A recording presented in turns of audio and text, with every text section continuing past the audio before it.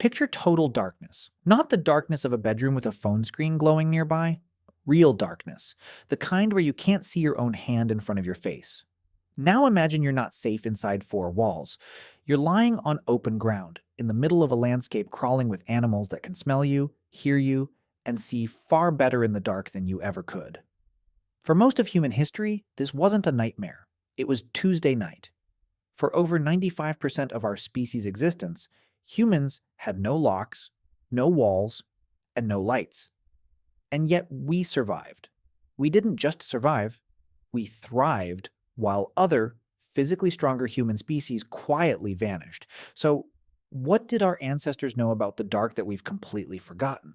Picture this: a small group of early humans, maybe 15 or 20 of them, settling down for the night on the African savanna around 2 million years ago.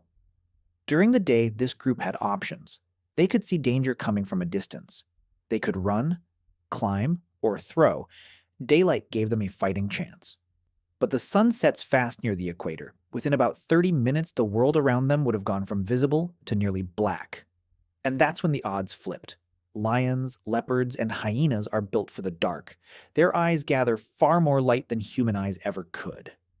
In that world, an unprotected human at night wasn't a predator anymore.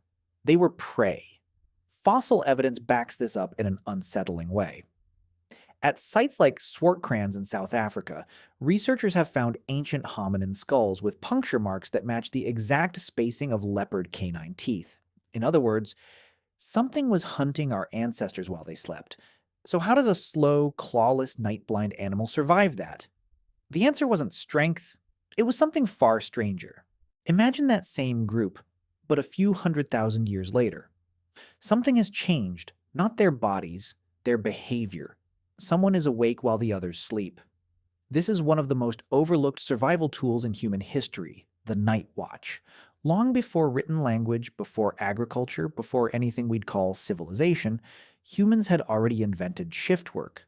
Anthropologists studying modern hunter-gatherer groups like the Hadza of Tanzania have documented something remarkable. At almost any given moment during the night, at least one member of the group is awake. Not because they're assigned a shift with a schedule.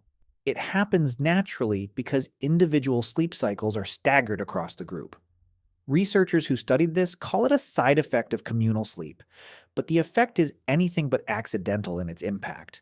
A predator approaching camp would rarely find every single person unconscious at once. It's an ancient security system, running on nothing but biology. But a night watch alone couldn't explain everything. Watching isn't the same as surviving. You still need somewhere to watch from, and something to watch by. That's where the real game changer enters the story. Now picture the same scene, but with one new element glowing in the middle of it: fire. Archaeological evidence from Wonderwerk Cave in South Africa suggests controlled fire use goes back roughly 1 million years, making it one of humanity's oldest surviving technologies. At first, fire seems like an obvious solution.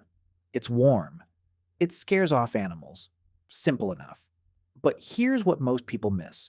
Fire didn't just protect ancient humans from the dark, it fundamentally changed what happened inside their minds during the night. Before fire, night was purely about survival. Stay still, stay quiet, stay alive until sunrise. But gathered around a flame, something new became possible for the first time. Humans could stay awake together, safely, for hours after the sun went down. And that extra time didn't just get wasted. Anthropologist Polly Wiesner spent years studying the Juhwansi people of the Kalahari Desert, comparing what they talked about during the day versus around the fire at night. During the day, conversation was mostly practical: complaints, logistics, minor disputes. But at night, around the fire, something shifted. The conversation turned almost entirely to stories, myths, histories, tales about people who weren't even in the room. Firelight, it turns out, may have been humanity's first stage for storytelling. And storytelling wasn't just entertainment. It was a survival tool in disguise. Think about what a story actually does. It lets you experience an event you never lived through, a hunt gone wrong, a river that flooded, a stranger who couldn't be trusted. Someone else's mistake becomes your knowledge, without you ever having to make that mistake yourself. In a world where a single wrong decision at night could mean death, that kind of shared memory wasn't a luxury. It was a matter of life and death, passed down voice to voice, fire to fire, generation to generation. But here's the twist almost nobody expects. The stories didn't have to be true to be useful. A tale about a monster lurking near the river might have been invented. But if it kept curious children away from crocodile-infested water after dark, the lie did exactly what the truth would have done. It kept people alive. Which raises an uncomfortable question. How many of humanity's earliest myths, monsters, and superstitions weren't really about the supernatural at all? What if they were survival manuals dressed up as legends? There's one more piece to this puzzle, and it's easy to overlook because it seems almost too simple. In the animal kingdom, sudden silence is one of the most reliable danger signals that exists. When insects stop chirping, when birds stop calling, it usually means a predator has entered the area. Ancient humans, living in constant contact with the sounds of the wild, would have absorbed this pattern instinctively. A sudden hush in the underbrush wasn't nothing, it was information. And ignoring it could be fatal.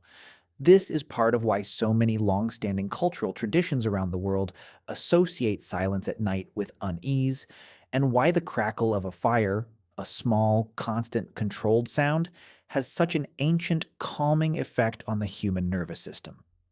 It isn't just cozy. It's a signal, buried deep in our biology that says, no predator is close enough to silence the world around you. So the fire wasn't only pushing back the dark. It was pushing back the silence too. So think back to that first image. A human alone in total darkness, surrounded by animals built for the night. That person shouldn't have made it. Not with those senses. Not with that body. But they weren't really alone. They had a rotating watch that never fully slept. They had flame that pushed back both predators and silence. And they had stories, shared knowledge, passed from one mind to another, that let them survive threats they'd never personally faced. We don't sleep in open darkness anymore. Most of us will never hear a lion outside camp or sit around a fire because there's no other light source. But the next time you're lying in bed, scrolling through videos, or half listening to a podcast as you drift off, notice something. You're still doing it. You're still using stories and quiet background sound to feel safe enough to fall asleep in the dark. The tools changed. The instinct never did.